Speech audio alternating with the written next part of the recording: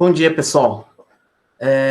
Vamos dar início à aula 5 ECE de fenômenos térmicos. Primeiramente, gostaria de saber se está tudo bem, está tudo em ordem. Espero que estejam todos muito bem, sobrevivendo aí ao ECE e ao resto do mundo, aí, ao confinamento, principalmente. Imagino que nem todos tenham visto. Imagino que nem todos tenham visto a aula 5 ainda, né? Mas como essa aula vai ser gravada, então vocês têm a oportunidade de rever essa aula, porque essa aula é oficialmente tida como sendo uma sequência da aula assíncrona, tá? Então, em particular, eu falo sobre dois tipos de motor a combustão, que é o de gasolina e do motor a óleo diesel, que respectivamente obedecem um ciclo de Otto e de diesel, quer dizer, isso na primeira aproximação, né? E na primeira aproximação utilizando gases ideais. Tá? Então é uma ideia do que está por trás dos dois ciclos dos dois motores. E em cima disso, o que eu tenho feito fiz na aula 4, e agora aqui eu vou fazer bom, uma coisa é deduzir o ciclo, a eficiência do ciclo de um motor, tá? Mas isso foi feito passo a passo, então não vou repetir. A outra coisa que pode ser feito também é discutir os aspectos, digamos assim, mais conceituais entre esses dois motores, né? Eu falei só brevemente o que acontece quando chegar no diesel. Eu vou voltar a falar brevemente.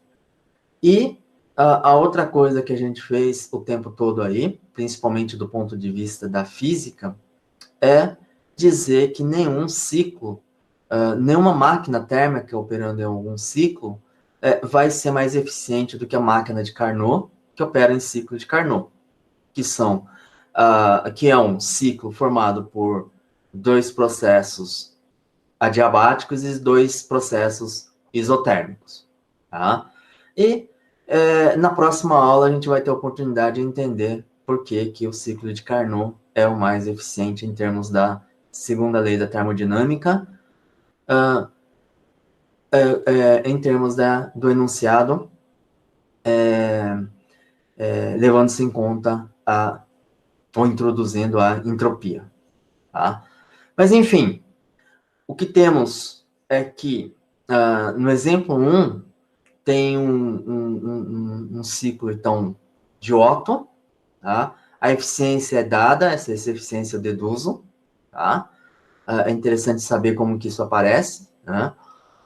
Esse ciclo de Otto tem dois processos que são adiabáticos, então Q igual a zero, e dois processos isocóricos, a volume constante, onde acontecem as transferências de calor. No volume máximo V1, calor é descartado, é o QF, vai para o ambiente. No caso aqui do motor, a explosão não é exatamente o mesmo fluido que é submetido ao ciclo. A cada ciclo, o fluido é jogado fora, é descartado, né, como produto de exaustão. E aí renova entrando um novo fluido, que é a mistura de vapor de gasolina, no caso do ciclo de Otto, com o ar. Mas a gente finge aqui que é a mesma substância de trabalho realizando ciclos. Tá?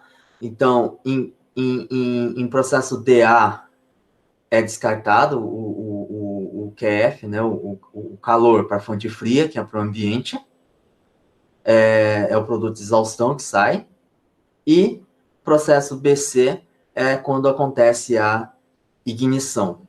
Então, é a vela, que com a faísca, faz com que haja a explosão no processo BC. Tá? Na verdade, aqui é a ignição em si. A explosão, no sentido de mudar o pistão, mover o pistão, é o processo CD, que essa é a parte chamada tempo de potência, que é onde o calor absorvido aqui na ignição é transformado em trabalho mecânico, né? O pistão é empurrado, tá? Mas a questão aqui é relativamente simples, no seguinte sentido: dada essa eficiência do ciclo de Otto, eu quero comparar essa eficiência com um ciclo de Carnot, com uma mesma máquina operando entre as extremidades das temperaturas do ciclo de Otto, os extremos, ou seja, menor temperatura do ciclo de Otto, maior temperatura do ciclo de Otto, tá? Aí eu imagino uma máquina de Carnot operando entre esses extremos. E aí, o problema é para mostrar ou para comparar a eficiência dessa máquina, que é o de Otto, com o de Carnot. A primeira coisa não custa, desenhar de novo o ciclo de Otto.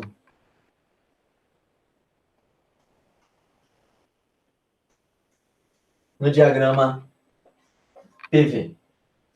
Tá? Vou colocar 2 isotermas de referência.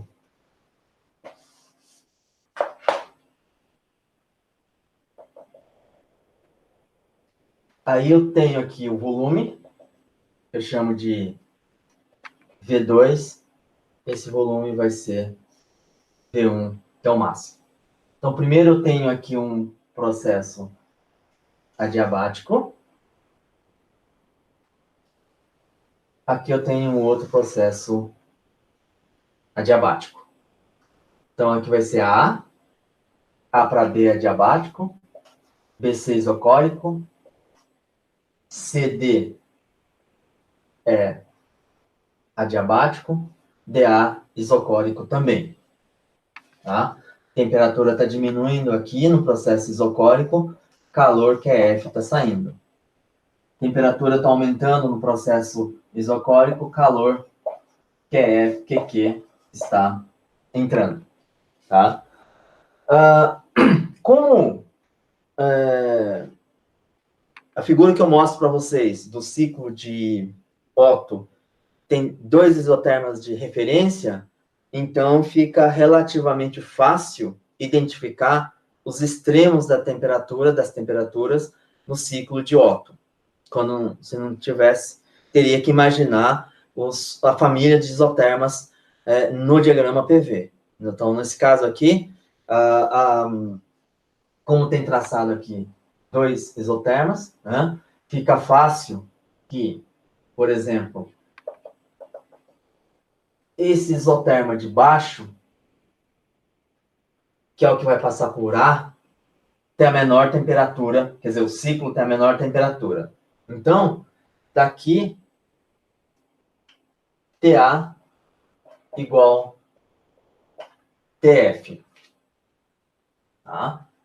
E daqui de cima, eu tenho esse isoterma, ele não passou pelo C, vou ter que pegar um outro isoterma que passa pelo ponto C, que é esse cara aqui, e aí eu verifico que no ponto C, TC é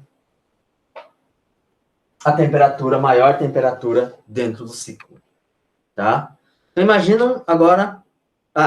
e outra coisa que eu sei, que foi deduzido, é que o ciclo de Carnot, o de Otto, pode ser escrito como sendo 1 menos R gama menos 1. Tá? E R é chamada taxa de compressão. Tá? Então, o que é o R? R é V1 dividido por V2. Tá? Então, vamos lá. Isto é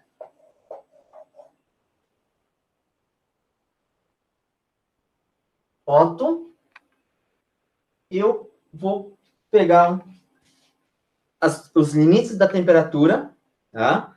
E verificar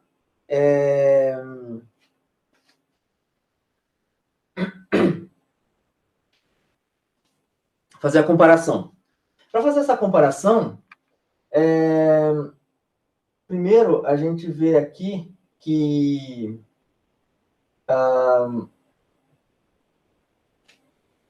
R, em vez de escrever o Otto dessa forma aqui, eu vou escrever em termos de razão de temperaturas. Né? Por que eu vou fazer isso? Né? Porque, bom, esses casos a gente tem que parar e pensar. É que o problema resolvido é fácil. Você vê um problema resolvido e fala, o cara fez isso, né? Mas e se não tivesse nada, o que você ia fazer? Né? Ia tentar trabalhar com o que você tem. Então, às vezes, pode bater a cabeça aí, né? Se ninguém dá dica. Porque como que eu vou comparar? Se for numérico, é fácil, né? Mas, no caso, não é numérico, né? Então, o que eu tenho aqui, na verdade, de informação, né? É quase nada, exceto das temperaturas. Porque, se por um lado, o ciclo de Otto é dado por isso aqui, por outro lado, a eficiência de Carnot, tá? Índice C de Carnot,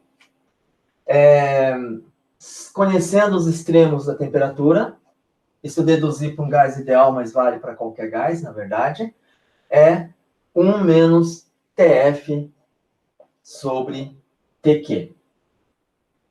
Tá?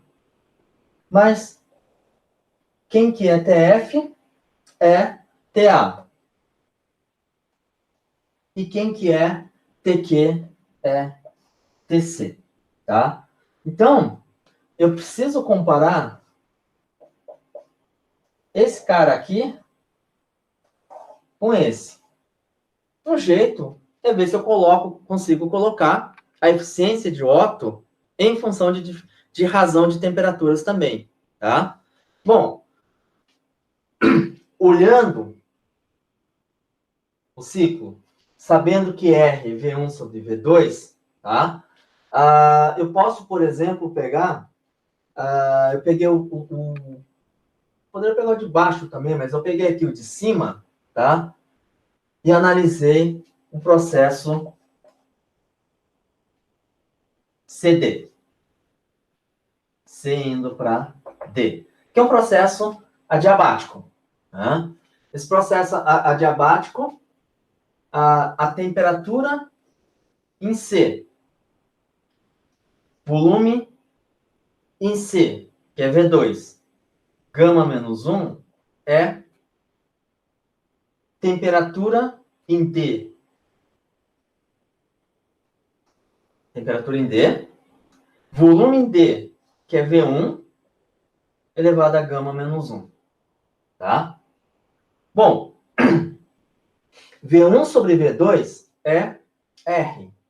Então, daqui eu tenho que TC é TD, passo V2 dividindo, fica V1 sobre V2, é elevado a gama menos 1. Isso é R gama menos 1. Tá? De forma que 1 sobre R gama menos 1, passando dividindo aqui, é igual TD sobre TC. Tá? Aí eu venho aqui, 1 sobre R elevado a gama menos 1 é TD sobre TC. Então, eu venho aqui, 1 sobre R gama menos 1 é TD menos TC. Tá? Aí aqui, deixa eu só limpar aqui, para ficar mais claro. E quando eu comparo os dois resultados, tá? É 1 menos, esse tem um TC no denominador, e esse aqui é 1 menos TD sobre TC. TC é a maior temperatura, então esse cara que está aqui é 1 menos alguma coisa menor do que 1. Claro, tem que ser. Porque a eficiência no máximo é 1. Tem que ser 100%. Tá? Só que esse aqui, o Carnot, é 1 menos um número menor. Tá? Esse cara aqui é menor do que esse. Tá? Por quê? Porque TA é menor que TC. É TD. Tá?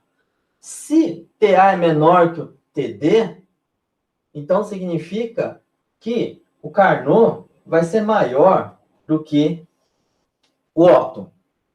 Tá? E por que eu sei que o TD é maior que TA? É só olhar aqui na figura que eu tenho um processo isocórico que o ponto A está abaixo do ponto D, num processo isocórico. Então, isso mostra que a temperatura é menor. Tá? Então, eu só consigo dizer, né, sem os dados aqui, eu só consigo mostrar que o Carnot é mais eficiente. O quão mais eficiente vai depender o quê? Das temperaturas. Tá? Até porque o Carnot, a eficiência do Carnot, depende desses dois extremos da temperatura, menor e maior. Tá certo? Tudo bem? Então, isso responde o exercício 1, o problema do exercício 1. Tá? Agora, um comentário que eu fiz na aula assíncrona, aí eu acho que é do interesse de vocês, né? Quem quiser estudar um pouquinho mais, né? Que é o seguinte, essa eficiência que eu acabei de apagar aqui, deixa eu voltar.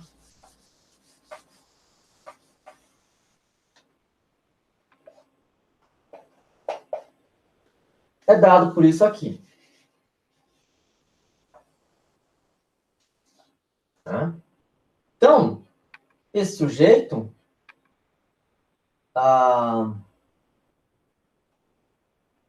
no limite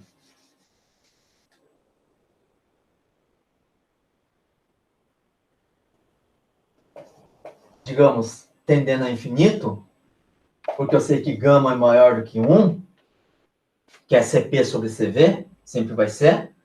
Então, se R tende a infinito, né, o que acontece com a eficiência? Eficiência tende a 1.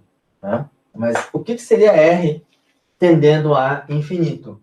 R é V1 sobre V2. Então, se eu tiver um R grande, eu tenho uma eficiência melhor possível. Né? Aí a dúvida que fica é qual é o valor prático que o R pode ter. Teoricamente, quanto maior, melhor. Tá? Uma pesquisada rápida, vocês veem que esse valor de R, na verdade, no motor gasolina, é limitado. Tá? Não adianta o fabricante dar uma despertinho e tentar aumentar esse valor de R, taxa de compressão. É um número que gira em torno de 8. Tá? Se for maior do que 8, se eu não me engano agora, eu não lembro exatamente, faz algum tempo que eu vi, se for maior que esse valor, o que acontece é que esse processo de compressão adiabática faz com que, por causa do aumento da temperatura, haja a ignição espontânea da gasolina. Tá? E essa ignição pode ser relativamente aleatória, não é interessante o tipo de ciclo, tipo de motor desenhado, tá? Então, no caso de ignição espontânea, nós temos o ciclo de diesel, do óleo diesel, tá? Aí vem aquela questão, mas por que o óleo diesel a gente consegue fazer um motor com ignição espontânea e a gasolina não? Por que a gasolina a gente não coloca no ciclo de diesel e vice-versa, tá? Aí vocês podem ter inúmeras perguntas aí vocês perguntam para o engenheiro mecânico da montadora de veículos, que eles vão explicar mais detalhes, né? Porque eu vou ficar aqui só na física, tá? Que é a capacidade que a gente tem aqui. Tudo bem? Então é isso. O R é limitado, né? Senão vai ter ignição espontânea. E, no caso de ignição espontânea, nós temos o ciclo de diesel. Se vocês não tiverem nenhuma dúvida, então eu vou projetar aqui o exemplo 2, que também vai nesse espírito aqui do exemplo 1, tá? Só que utilizando o ciclo de diesel. Esse aqui é um item A, é só substituir os valores, digamos assim, relativamente típicos. Aí a gente vê que, no caso do ciclo do diesel, ele tem duas taxas. Um é de compressão, que seria equivalente ao que tem aqui no ciclo de Otto, e outro é a taxa de expansão, e a taxa de expansão é diferente aqui em relação do Otto, que é igual, tá? de compressão e expansão. E o gama 1,4 é um gás diatômico aí com 5 graus de liberdade.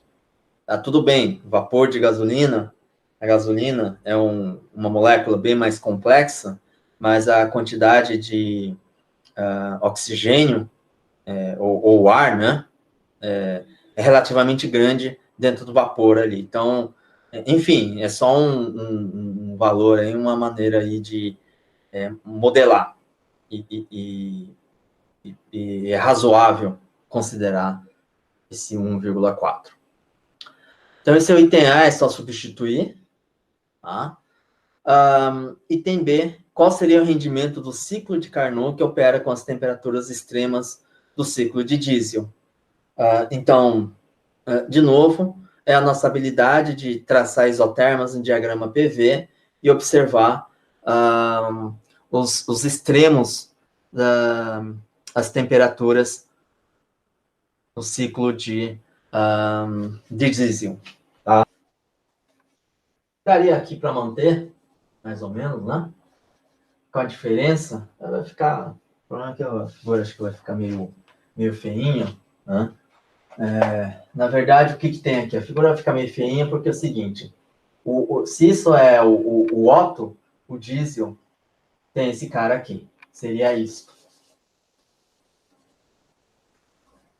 Tá?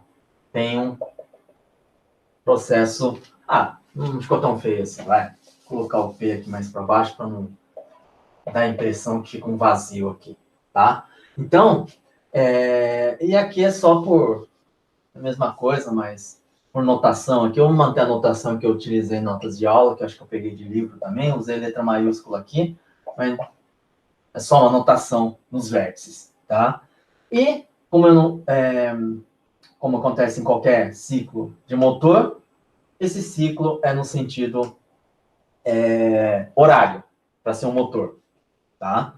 Então, o que difere aqui, esse cara aqui é processo adiabático, como eu aproveitei o outro, ficou meio feio, né? O processo isotérmico seria mais deitadinho aqui assim, tá? E esse seria o outro isotermas, tá? Então, com isso, a gente vê que o TA é TF e o TC é igual a TQ. São os extremos aqui, tá? E agora, a gente tem que pegar uma cola para escrever o rendimento do ciclo de diesel, que é E igual a 1 menos 1 sobre gama, em cima 1 sobre R E elevado a gama, menos 1 sobre R C elevado a gama. O denominador é 1 sobre R E menos 1 sobre R C. Tá? Aí, se olhar a figura, tem um VC aqui E de A para B é a compressão. Então, a taxa de compressão, que é o RC, de C de compressão, é V1 sobre V2. Tá? E, como o motor a diesel tem um processo, ou ciclo, né, do motor, tem um processo isobárico, tá? A potência, a taxa de a parte lá, o tempo de potência é de C a D. Então, e de C a D, eu tenho a taxa de expansão, que é V1 dividido por VC, tá? Eu vou colocar aqui mais aqui, não deixar aqui. VC é V1 sobre V2 e RE é V1 sobre VC. Aí eu utilizo esse espaço aqui. Tá? Bom, e outra coisa também, evidentemente, aqui, que é igual o ciclo de Otto, é onde o produto de exaustão é descartado e processo BC, onde o calor é admitido. Então, é o QQ. Tá? O que acontece aqui? A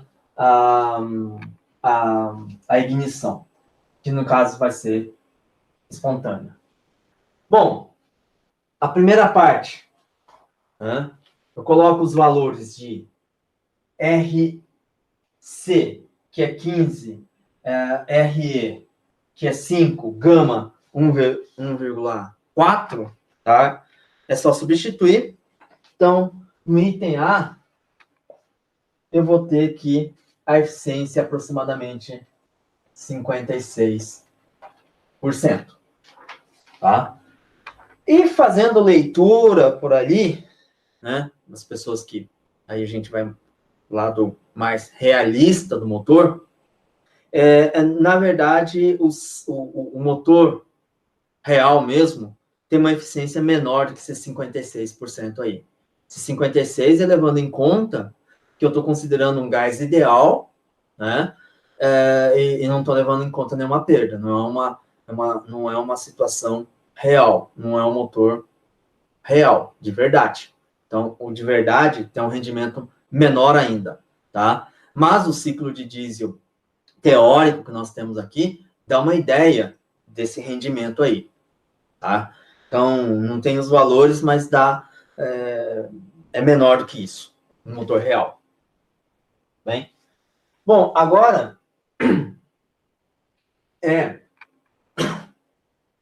pegar e comparar, como eu tenho os valores de RC, RE e de gama, eu vejo se eu consigo achar o rendimento por Carnot. E Carnot é 1 menos TF sobre TQ. Que é, nesse caso aqui, 1 menos o TF é TA e TQ é TC. Tá? Aqui não mexo com um rendimento de diesel. É isso mesmo. Está calculado no item A. Agora sabendo que Carnot é 1 menos TA sobre TC e dados RC, RE, gama, como que eu consigo pegar o TA dividido por TC e transformar isso em função de RC, RE e gama, tá? Bom, como RC e RE foram dados, RC envolve processo de compressão, AB. E o RE é V1 sobre VC, eu poderia imaginar que envolve outro processo adiabático. Tá? Bom, você poderia tentar por aí. Mas tem uma relação que eu consigo tirar que eu vou aproveitar o fato desse cara ser um processo isobárico e analisar o A indo para o B, B indo para C. Analisar esses dois processos, tá? Aí eu consigo fazer com que escreva TA e TC em função de R's, das taxas de compressão, expansão e de gama, tá? Que, na verdade, essas etapas foram feitas para deduzir essa relação aqui. Elas são utilizadas. Mas vamos supor aqui que vocês não vão voltar lá tudo de novo. Então, vamos só analisar o que a gente precisa para achar TA sobre TC. Então, o primeiro processo que eu vou considerar é o processo adiabático A indo para T. Como a gente fez lá para o Otto, tá? Então, e aparece a temperatura TA que eu quero. Então, TA, volume do A, que é V1, gama menos 1, é temperatura em B, volume em B, que é V2, gama menos 1. Então, daqui eu tenho que TA, V1 sobre V2 é RC. Então, eu vou passar o V2 dividindo, vai ficar RC, gama menos 1 é igual TB. Tá? TB eu não tenho e TB não me interessa aqui, porque o que me interessa é o TC. Tá? Mas, tendo TB, eu consigo ir para o TC por causa do processo isobárico. Então, eu vou analisar o processo, acho que vocês conseguem ver, processo isobárico BC. Tá? Processo isobárico, pressão é constante e é gás ideal, então PV igual a nRT. Tá? Se pressão é constante, nRT dividido por volume é constante. Tá? Então, no processo isobárico, eu vou ter a nRTB sobre VB é igual... Acho que eu vou ter mais espaço aqui. Então, nRTB sobre VB é nRTC sobre VC. NR vai embora com NR. VB é V2. E VC é VC. Tá? Aí, V1 sobre V2 é RC. V1 sobre VC é RE. Então, o que eu vou fazer? Multiplicar por V1 os dois lados. Tá? Multiplicando para os dois lados, eu vou ter V1 sobre V2, que é RC. E outro lado, eu vou ter RE. Tá? Então, o que acontece? Eu consigo escrever TB em função de TC. Então, daqui, eu vou ter que TB igual TC RE sobre RC. Vocês conseguem ver, né? Tudo bem? E o TB que está aqui, vou jogar aqui.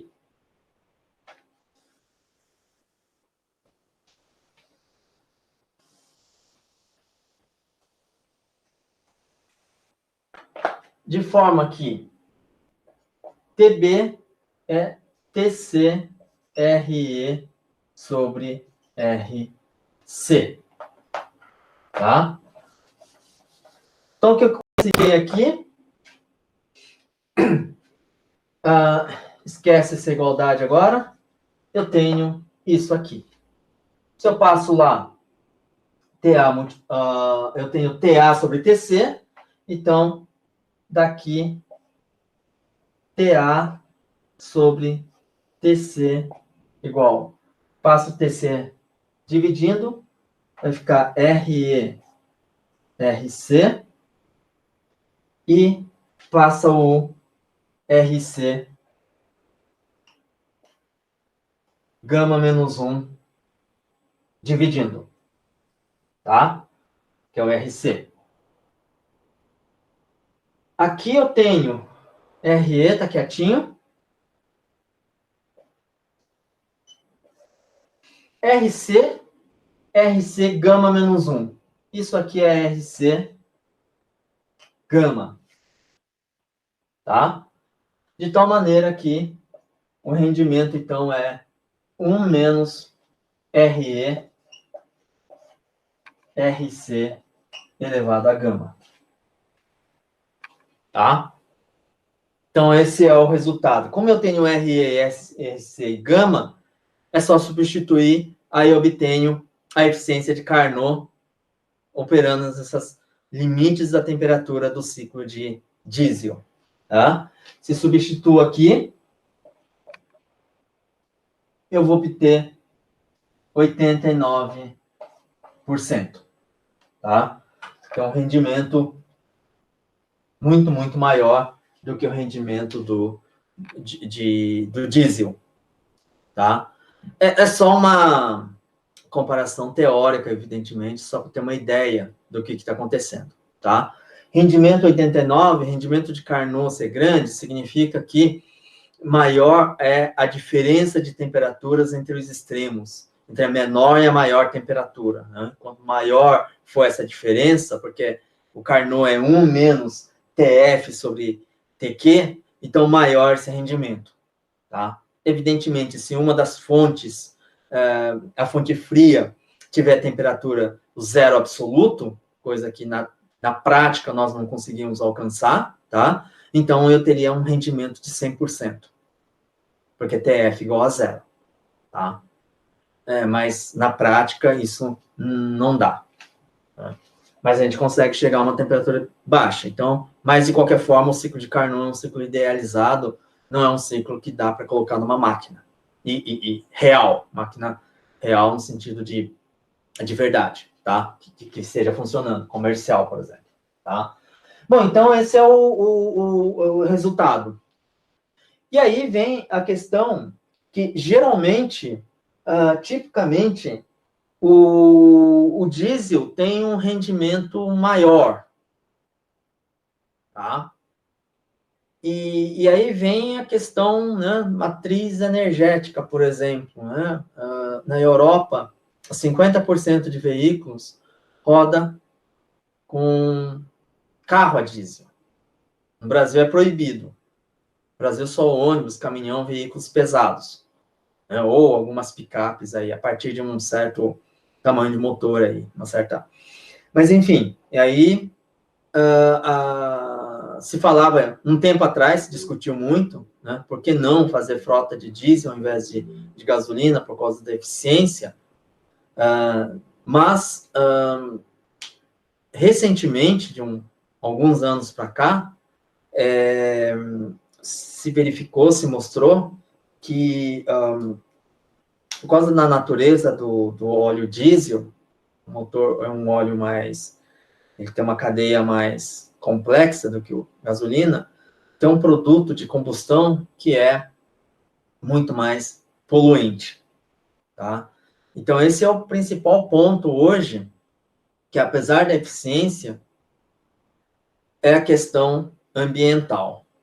Então, tem cidades, eu acho, não me lembro se estão fazendo ainda, Londres, por exemplo, que proíbem carro movido a diesel numa certa região ali. Tá? Então, a questão aí é mais ambiental do que em termos de eficiência de rendimento. Tá?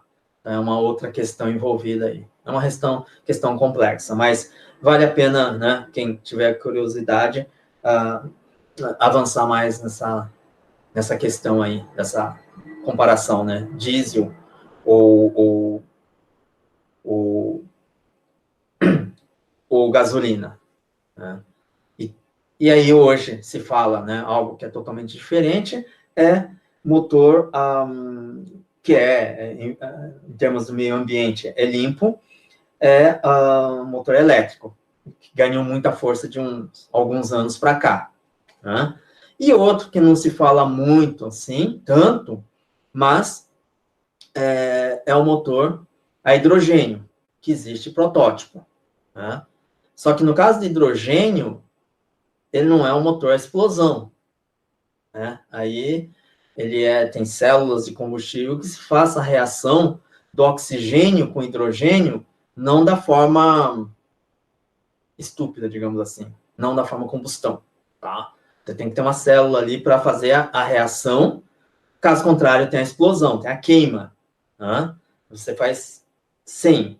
Se você fizer isso, você estuda termodinâmica também, a gente consegue mostrar isso, a gente consegue ver num curso mais avançado de termodinâmica, né? E química também, né? Então, reação química envolvido ali, em que a reação de hidrogênio com oxigênio, sem envolver a queima, vai gerar trabalho, que não é o trabalho do pistão aqui, trabalho mecânico, mas sim elétrico, porque vai ter elétrons circulando nessa célula combustível, tá? E vai gerar essa célula, e os elétrons gerando estão relacionados com uma diferença de potencial.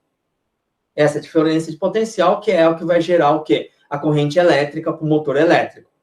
Então, não é trabalho mecânico, é outro tipo de trabalho, que na verdade é elétrico, tá? E o produto de H2 mais H2O é H2O, tá? Desculpa. Produto de H2 com oxigênio da reação é H2O, água, tá? Então, qual que é essa reação gera? Água mais energia elétrica. Tudo bem? Claro, tem dois aspectos fundamentais aí. Primeiro, hidrogênio na natureza é muito difícil. É algo que você precisa gastar outras formas de energia para isolar e ter gás hidrogênio. Segundo, é questão de armazenamento de hidrogênio, porque hidrogênio com oxigênio é uma mistura literalmente explosiva, tá? Então, existem questões, né? Qual que é a vantagem de você ter hidrogênio? Você pode falar, eu gasto energia, eu poluo o ambiente, mas eu poluo fora de grandes cidades, por exemplo. Em grandes cidades, carro movido a hidrogênio só vai soltar mais água, né? E a poluição estaria em outro lugar. Enfim, existem séries de questões aí, né? É claro, e o motor, a eletricidade, essa eletricidade, ela é gerada de uma outra forma, né? Então, pode ser, em termos do meio ambiente, realmente energia mais limpa. Em termos de energia mais limpa, de geração de energia mais limpa, é a energia elétrica, que a gente pode aproveitar, por exemplo, a energia eólica, né? Você pode transformar calor em energia elétrica, isso é possível, e através da energia mecânica em energia elétrica. Certamente é uma energia que para a gente vem de, entre aspas, de graça, tá? Mas toda essa questão de matriz energética a gente não entra. Seria interessante, nesse nível aqui, depois de vocês verem fenômenos, né, e física quântica, vocês terem aula de antiga disciplina chamada energia, uso, convenção, utilizar, etc. Tá? Que parece que vai sair do BCT. Mas, enfim, a gente não está aqui para discutir isso também, mas só dar uma pincelada, né, de algo que é de extrema importância para ser discutido por um aluno que tem a formação de BCIT.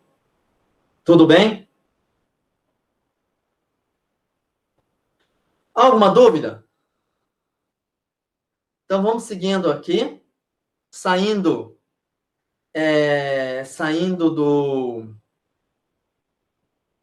de máquinas de explosão, né, de combustão, e entrando em refrigeradores e bombas de calor.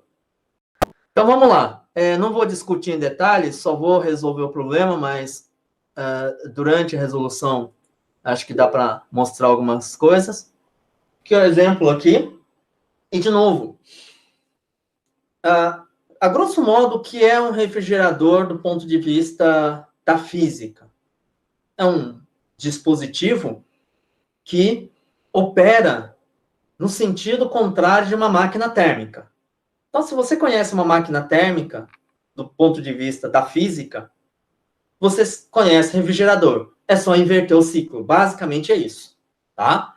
E se num ciclo de um refrigerador, eu posso idealizar de uma máquina térmica, eu posso idealizar um ciclo de Carnot, então se eu inverto o sentido desse ciclo, eu estou transformando esse cara num refrigerador. Então será um refrigerador ideal, tá? E aí a gente chama refrigerador ideal de Carnot. O que tem esse refrigerador? Na prática nunca conseguimos, mas é um refrigerador que opera num limite de temperaturas TF e TQ, que dá o máximo de rendimento possível do refrigerador. Lembrando que o rendimento do refrigerador a gente não é definido da mesma forma que é uma máquina térmica, tá? Então, mas essa questão eu vou entrar agora, discutir. O problema 3 ele fala de um refrigerador ideal de Carnot, que vai pegar meio quilo de água, ou meio litro, né?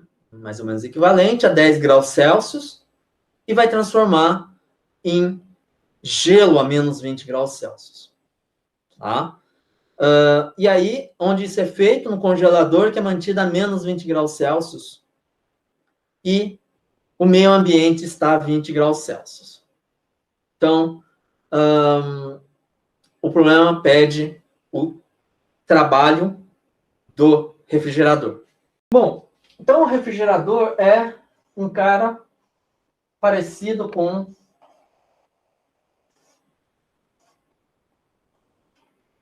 a máquina térmica. Tá? Aqui tem a fonte fria, a temperatura TF.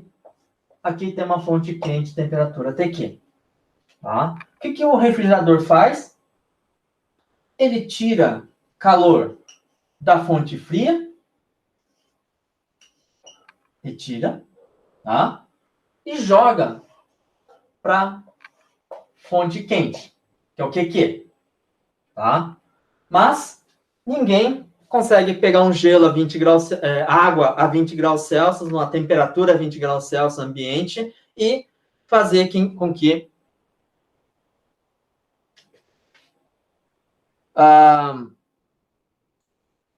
transforme em gelo. O que tem que acontecer? Alguém tem que realizar trabalho. Tá? Caso de geladeira, quem está realizando trabalho é a energia elétrica, que vai acionar o compressor.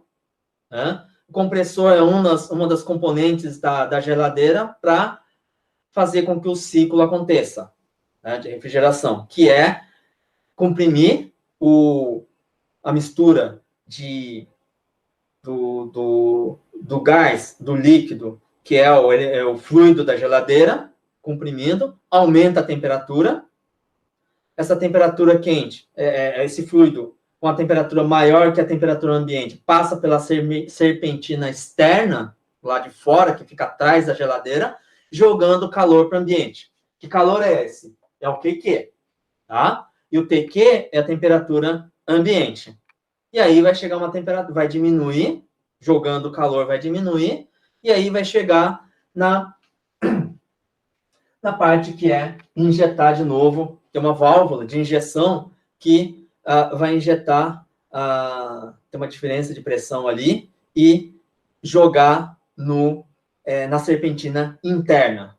E quando é jogado na serpentina interna, essa válvula controla a temperatura, é uma expansão adiabática. Nessa expansão adiabática, a temperatura cai bastante.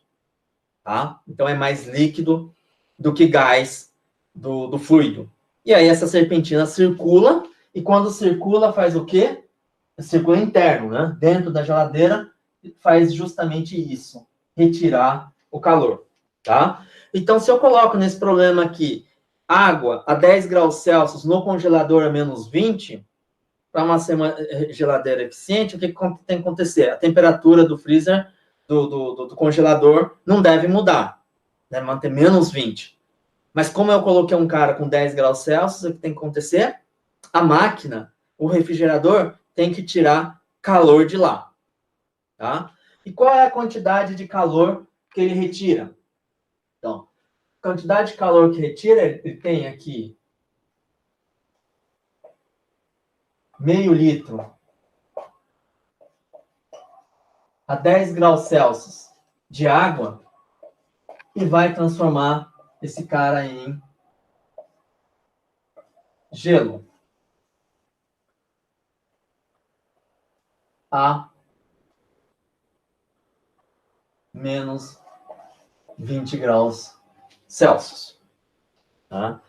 Então, qual é o calor que eu preciso retirar daqui para transformar gelo em menos 20? Isso é a parte da calorimetria, que é, então, daqui, vou escrever aqui embaixo mais espaço, que é a massa, então massa M, M, C da água, essa temperatura final linha é 0 graus Celsius, menos TI, TI é 10 graus Celsius, menos, transformei água em 0 graus Celsius. Eu tenho que retirar uma certa energia para transformar isso em gelo a 0 graus Celsius. Então, é a massa do gelo latente de fusão. Sinal negativo aqui. Esse cara também é negativo, todo mundo vai ser negativo. No seguinte sentido, se eu olho a água como meu sistema, o calor está indo embora do meu sistema. Tá? E depois que se transformou em gelo a 0 graus Celsius, eu quero transformar gelo em menos 20. Então, é massa M, calor específico do gelo, a temperatura final, essa é TF, que é igual a essa temperatura F aqui. Então, esse cara aqui é TF. Tá?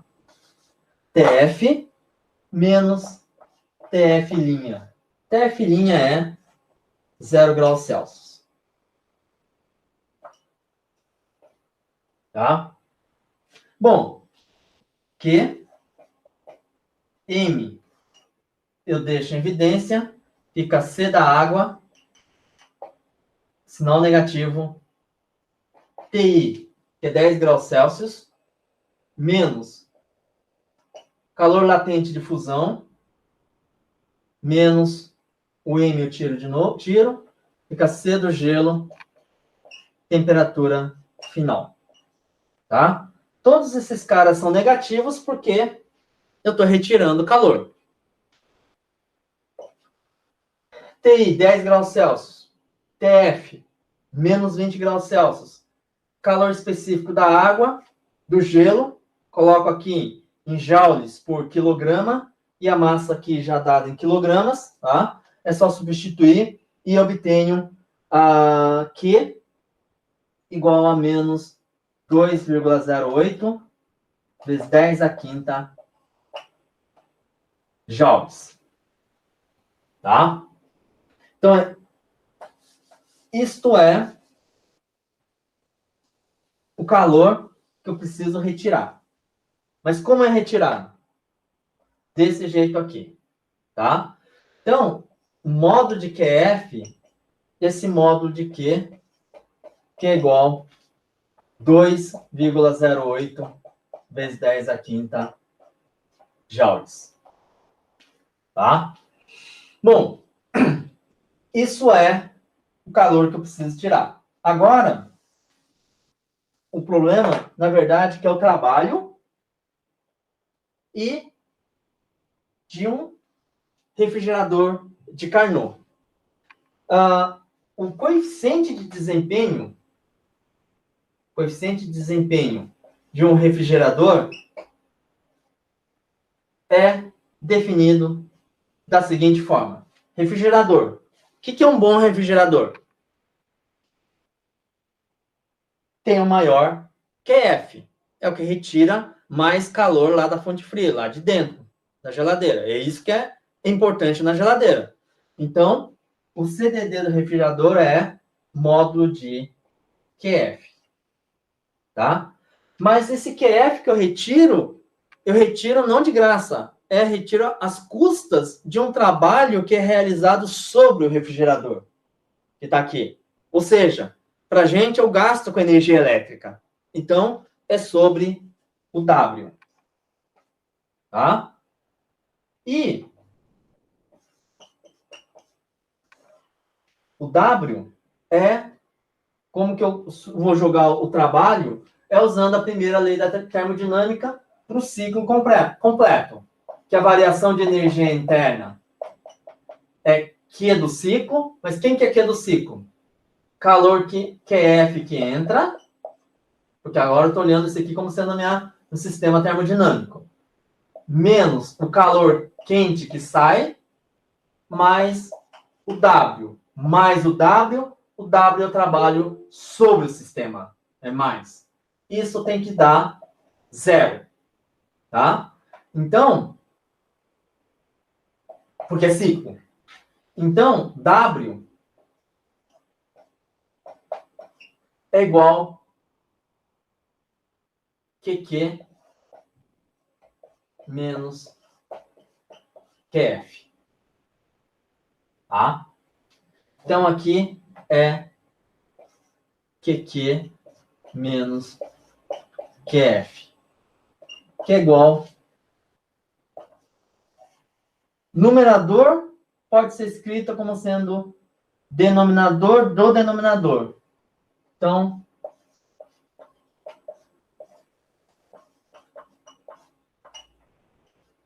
e fazendo a distributiva, vai ficar isso aqui. Tá? Isso é rendimento CDD de uma geladeira qualquer.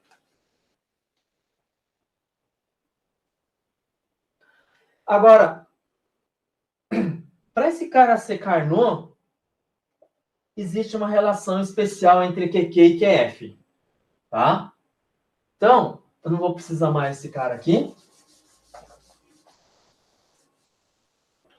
Ciclo de Carnot, no ciclo de Carnot,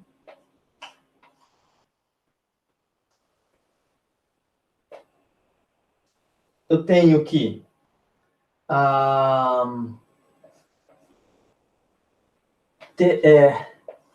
QF sobre TF é módulo de QQ TQ. Tá? Então, se eu tenho QQ sobre TF, eu tenho TQ sobre TF. Então, o CDD agora de refrigerador de Carnot vai ser 1 sobre Carnot eu substituo. Vai ficar TQ sobre TF menos 1. Isso é Carnot. Isso é geral. Tá? Mas o problema fala de Carnot. Bom, as temperaturas TQ e TF são dadas. Eu apaguei aqui, mas temperatura ambiente é 20 graus, temperatura ambiente é 20 graus Celsius e o congelador menos 20 graus Celsius. Tá? A preocupação que eu tenho aqui, né, daqui a gente vê que tanto TF e TQ tem que ser dado em Kelvin. Tá? Então, eu substituo aqui em Kelvin, eu tenho o CDD do Carnot. Por outro lado, Carnot ou não Carnot, o CDD é definido por módulo de QF sobre W. Isso é válido. O Carnot é isto mais isto. Tá? Então, como isso é geral, e eu tenho QF, eu acho W, porque o cara fala que o problema fala que o refrigerador opera um ciclo de Carnot. E o ciclo de Carnot, o CDD, eu acho a partir daqui. Tudo bem? Então, não vou precisar daqui, só vou precisar desse cara aqui. Tá? Então, é isso que acontece. Módulo de QF sobre W é igual 1 sobre TQ TF menos 1. Tá? E aí,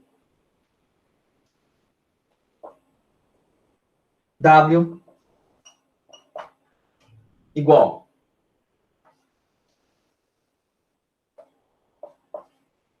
Passo aqui multiplicando. Módulo de QF TQ sobre TF menos 1.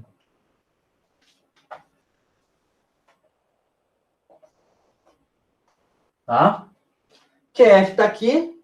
TQ, 20 graus Celsius, tem que substituir Kelvin, tem que usar Kelvin. TF, menos 20 graus Celsius, eu tenho que usar Kelvin. Tá? Fazendo isto, eu vou obter que W vai ser 3,29 vezes 10 a quarta joules.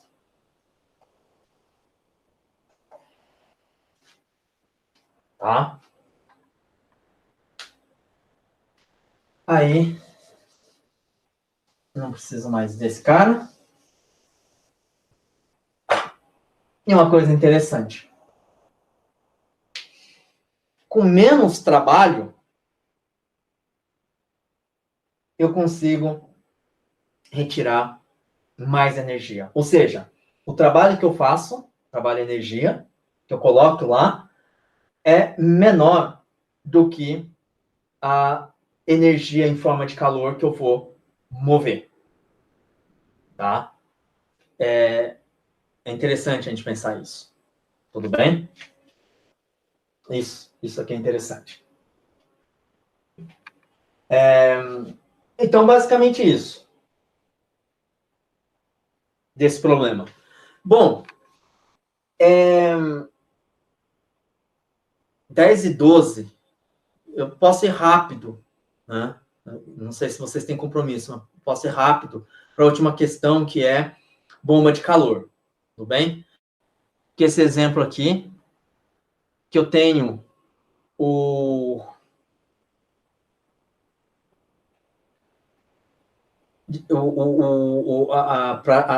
supõe que a razão entre o calor real que entra no cômodo e o trabalho realizado pelo motor de uma bomba de calor é 10% da razão máxima teórica. Quando a pessoa fala razão máxima teórica, ele está se referindo ao ciclo de Carnot.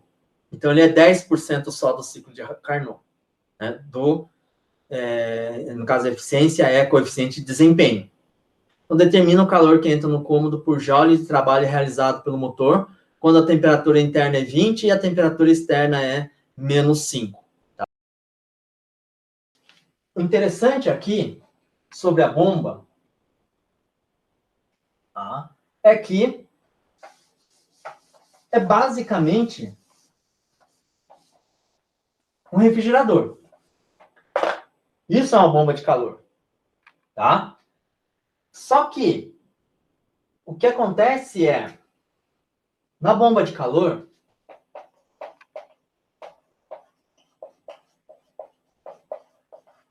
tá? TF é meio ambiente. Vou colocar aqui inverno. Rigoroso. E TQ é interior da casa. Quarto. Vou colocar aqui um quarto.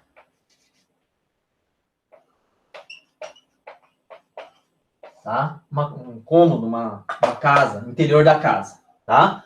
Então, o que uma bomba de calor faz? Retira calor, QF, de uma fonte fria. Quem que é a fonte fria? Lá fora, num dia muito frio. Tá? E coloca calor aonde? Na fonte quente, que é a casa da gente. tá? Então, vamos supor que a casa esteja a... Esse problema, ele fala que a casa está a 20 graus Celsius. Então, TQ 20 graus Celsius. E TF está a menos 5 graus Celsius. Tá? Então, é tirar calor do lugar frio e jogar calor para o lugar quente. É exatamente igual à geladeira. Tá? Só que o interior da geladeira, agora, na bomba de calor, é o meio ambiente, lá fora. Tá? Essa é a única diferença. Só que, de novo, o calor não vai fluir espontaneamente. Então, alguém tem que realizar trabalho. Tá? E o CDD, coeficiente de desempenho da bomba, não é igual ao da geladeira. Porque na geladeira o objetivo é olhar o QF.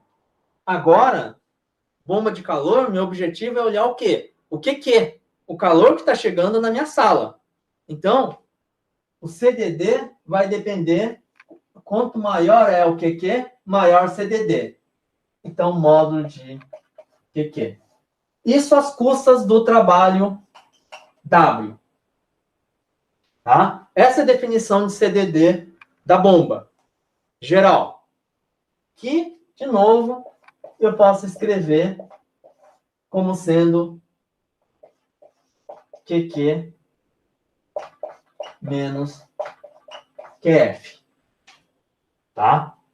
Eliminando o W. Exatamente igual. Só que aqui ele fala que o CDD da bomba é 10% da CDD de Carnot. Quem que é o CDD de Carnot? Ainda não vou chegar. Numerador é denominador do denominador. Faço a distributiva.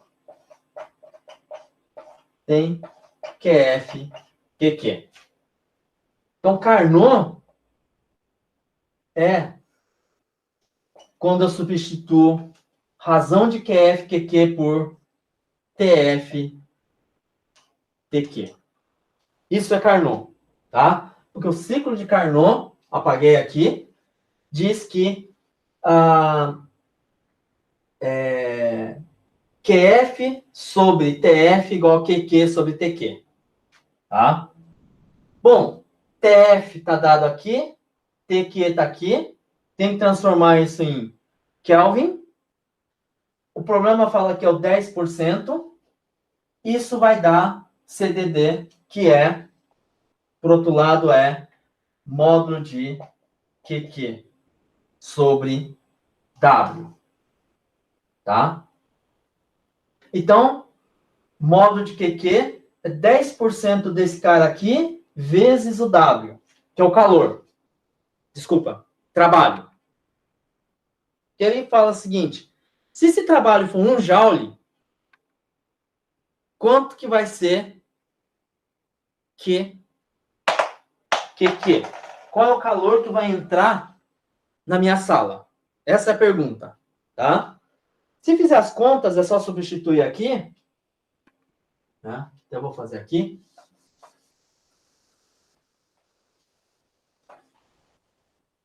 Tá? É só passar o W para lá.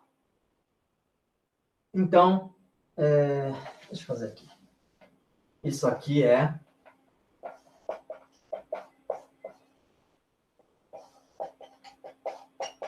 W vezes 0,1, que é 10%, 1 menos TFTQ. Isso aqui vai me dar módulo de QQ igual 1,17 joules.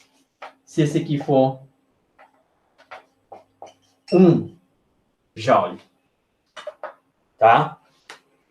Ou seja, mesmo com rendimento de 10% do CDD, 10% do CDD de Carnot, eu não sei se esse número é realístico, tá? O que acontece? É que cada energia de 1 joule que eu coloque, quer dizer, que eu gaste, no caso vai ser eletricidade, tá? Eu consigo 1,17, ou seja, 17% a mais de calor.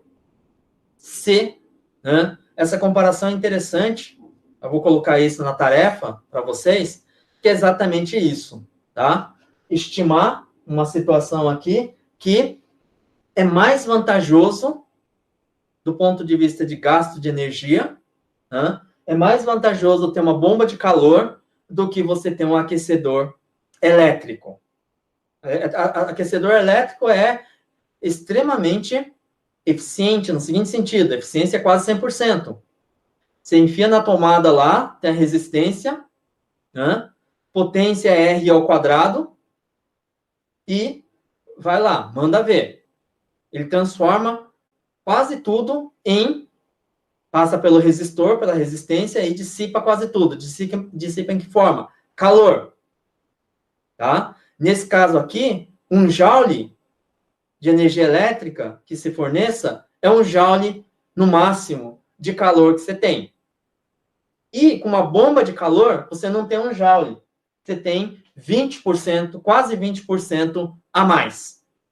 Tá?